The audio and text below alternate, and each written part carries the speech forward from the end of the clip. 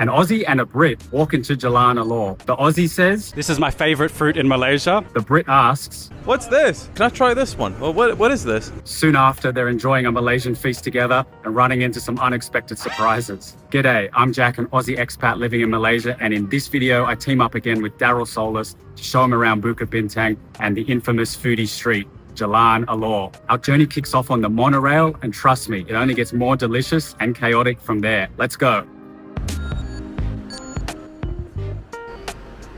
The good thing about the monorails and all the trains here in KL is that they've got aircon, right? It's very, very comfortable in here. Pretty warm and humid outside. How do you feel about the temperature in KL? I love the warm weather, but it's nice to take a dip in the pools, the rooftop pools, and go in the malls, the nice shopping centres, and obviously the public transport. Good to have the air conditioning. I do much prefer this warm tropical climate. What about you? I don't miss winter. I don't miss Australian winter and the rain. Another thing, guys, when you're taking the monorail, it's actually really nice. It's spacious, it's colourful. As you can see, it's not too busy, and we are approaching rush hour right now. But if you are going to be travelling around KL during rush hour, I would definitely recommend that you take the trains, because the roads are pretty hectic here, right? Yes, the traffic can be pretty bad, so plan ahead, take public transport. When I asked Malaysians what they think the country could improve in 2025, when I did the street interviews, most of them said not much, but one thing they could agree on is the traffic. In the city centre, it can get extremely blocked up at 6 or 7 p.m. in the evening and on the weekends. So you're going to a night spot, definitely don't rely on cars or Grab. Much cheaper than taking a Grab or a taxi though, right? True. I mean, this trip for me is about 2 ringgit, so bargain. Don't even notice it, to be honest. The second thing is the price of the ticket for the monorail. I usually get the MRT, which is the modern underground driverless train system, which is fantastic. I checked and it cost me 1 ringgit 60 each way. I go 4 stops. So that's an absolute bargain. The monorail, surprisingly, is actually more expensive. This trip ended up costing 2 ringgit 70. Still cheap in my opinion. If you're Malaysian, comment below what you think of the public transport in KL. I personally think it's fantastic, and I'd probably put it above most of Australia, to be absolutely honest with you. You're really getting your money's worth here, right? Yep, it's convenient, cheap, easy. Nice one. Nice, so this building is TRX Exchange. I'm very familiar with it. I work in this building in a very nice office, which I'm very grateful for. All right guys, we're in Bukit Bintang station. This is the belly of the beast. Here's Jack. Here's the main intersection, guys. Olo Hotel, this one very famous. We got the Maccas here, and this gets hectic at night. We're gonna head to the food street, right? Yeah, we'll go to the food street first. In this area, there's a lot of Arabic influence, but we go to the Jalan Alor, the food street. We'll have all the Malaysian food. Let's go. This intersection is crazy. It's a little bit like Shibuya when it's busy. You got bright lights, lots of cars, and lots of people. I stayed right in this area for New Year's Eve, and it went off. It's also super cool to see the monorail passing by. KL is much more modern than a lot of you might think, and I hope to keep showing that throughout my videos. So Jack, this is Bukit Bintang. What do you think about this place? Do you like it? I like it. Not every day. I wouldn't live in this area, but if you want to get an authentic experience, if you want to be where things happen, it's definitely the place to be. Crazy part of KL. This is where all the nightlife is as well, right? That's it. I mean, there's a lot of other nightlife areas too, but if you want the raw experience, you come here, Bukit Bintang. I'm not much of a party guy, but when I first moved here almost 3 years ago, I was going out a lot more at night. Some of the other hotspots you could go to around the KL city centre is Trek, T-R-E-C, a lot of bars and clubs there. It's known as like a younger nightclub sort of area. And then a lot of the nice nightclubs and party areas are around KLCC. So the Petronas Twin Towers, KLCC Park. Rooftop bars also absolutely pop off in Malaysia. I think they have some of the best in the world. My favourite is actually Helipad because it's accessible and it's literally a rooftop bar, which most aren't. The next one is Blue at EQ, a 5-star hotel. Absolutely fantastic views. I went with my dad there. And the third one you should check out is Wet Deck at W, right near KLCC. It's not a high floor, but it is a fantastic vibe, and you're right next to the Twin Towers. There's also a lot of awesome parks around Kuala Lumpur. Here we are at Titiwangsa Park. It's very family oriented. You'll see families going around on bikes at night. So this also counts as nightlife, and it's right near the city centre as well.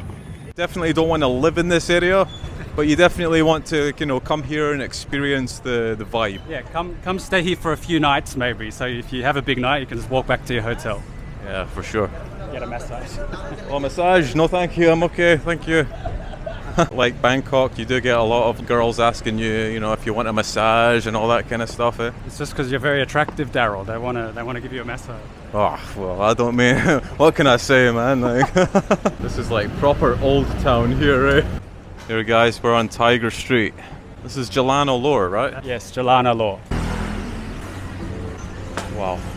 They're starting to set up. Yeah, it'll start to get dark, so from about 6 p.m. I think we'll be getting a lot more people through here. You can get so much here. You've got all this fruit, stuff that you've never seen before, guys.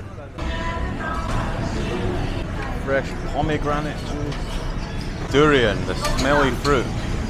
So I actually suggested that Daryl should try durian on camera. He didn't seem too keen. Maybe we can get him to do it next time. Comment below. I tried it properly recently in Raub, which is known as the home of durian in Malaysia. I tried Musang King and I can't say I'm a big fan. I struggled, but I gave it my best. It's the texture. It's creamy, but it has this bizarre smell and not a good one. So not for everyone, but if you're in Malaysia, 100% try durian. Jalan Alor is a good place to try it. There's quite a few durian vendors. You don't have to buy the whole fruit. You can just get a little taste. Definitely recommend. Jalan Alor is like one of the main food streets here in Kuala Lumpur. What do you think, Jack? Like, when does this place open? When does it close?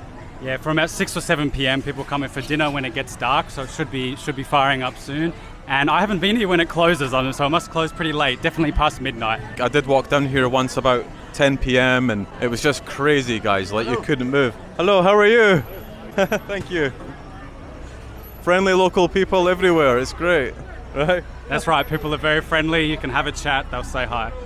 It's a good vibe, it's a positive vibe, and that's one of the reasons why I like living in KL. Like, the atmosphere is just really friendly, would you say? Yeah, 99% of the time it's great. People have a nice energy. Jack, do you know what any of this stuff is?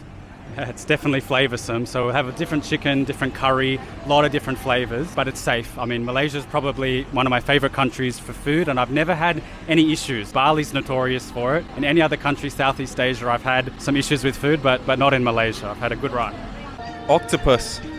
Wow.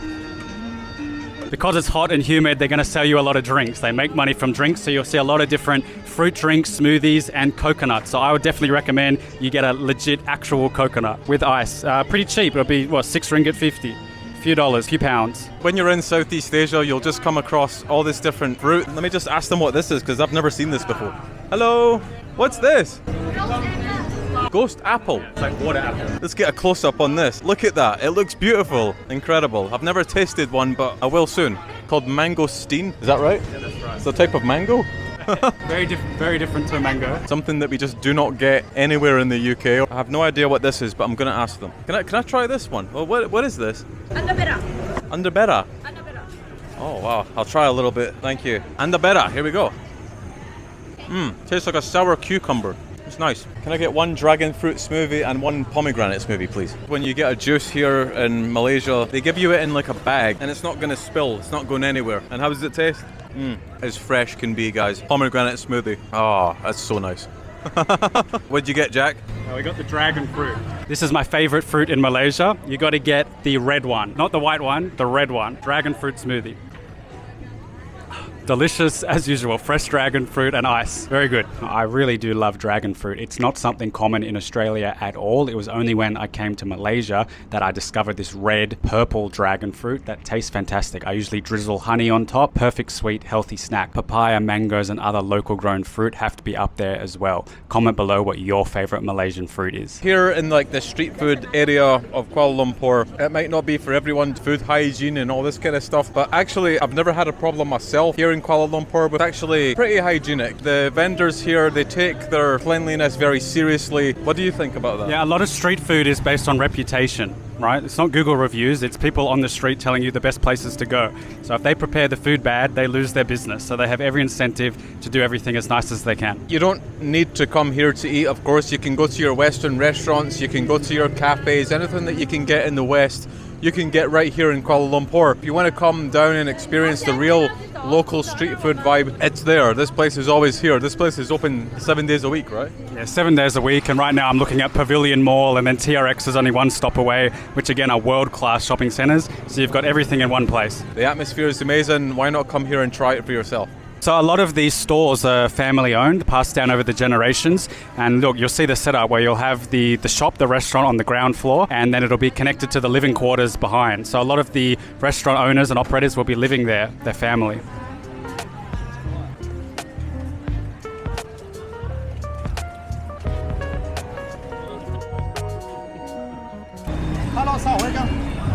What you got there, my man? This is Jalan Alor. Yeah, very nice. Thank you. Amazing. Thank you so much. Thank you. Oh, noodles. Yeah, no, Nice. Chicken Yeah. fries. Yeah, spicy or not spicy? Very good. Go pasta. man, we should try Can that, try, right? can try. And this is Muslim Chinese food, Yeah, right? Yeah, Muslim Chinese. Yeah. Muslim Chinese.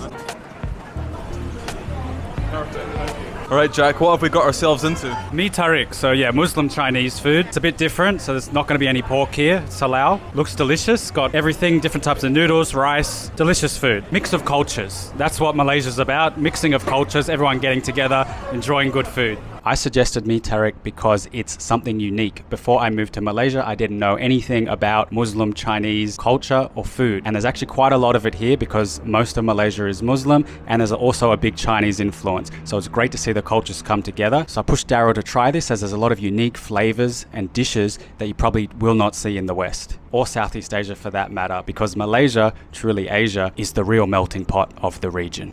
Thank you so much. Thank you. Wow. Look at that, Jack.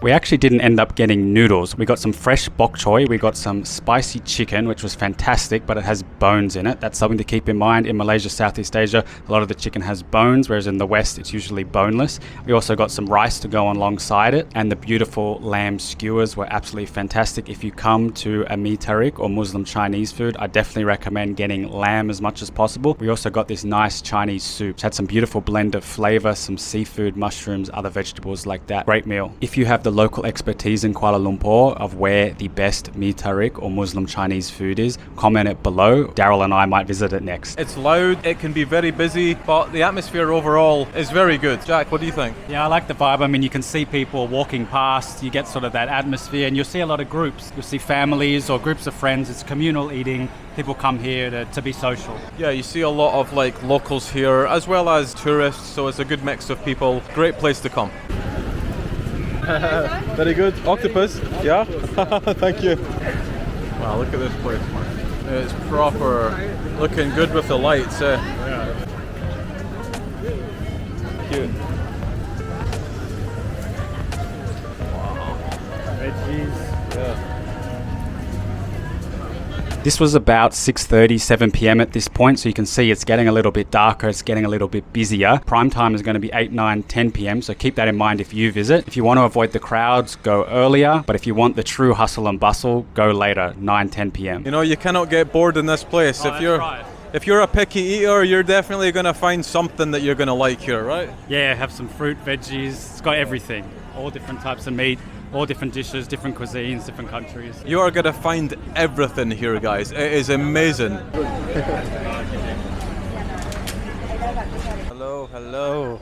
Hello. What goes on down this street, Jack? Jack, where are you taking me, bro? I haven't been here before. Like, I don't feel safe here. If you've ever walked down the streets of Pattaya at night, you may get the same vibe as this. Yeah, you got all sorts of services here. Is that massages? What do you offer? Stone body massage? Yes. Yeah. Happy massage? All sorts of services down this dodgy street. What's this street called again, Jack? Changkat. Changkat. All along here you get all sorts. Oh, massages. Hello. Hello. Walking down streets like that, you know, the whole sex industry thing, that's not that big over here, eh? Like, you don't get much of that kind of. No, here's a lot more conservative. You really have to go out your way to find it. You'd have to walk through that area. Otherwise, not much. Daryl and I are both sophisticated young men, so I'd recommend getting a legitimate massage, and to ensure you get one that is an amazing experience in Malaysia, I would recommend going to a premium mall like TRX, like Pavilion. The one I go to is called Thai Odyssey. You'll find them in those premium shopping centers, and you can be sure that you're going to have a good experience. Massages are generally more expensive in Malaysia versus the rest of Southeast Asia. So if you're coming here for dodgy stuff, don't. Malaysia is much more conservative, alcohol is more expensive, and I'd like to look on the positive side of that. Less party animals, it's a safe country, it's a peaceful country. Let's look at the positives.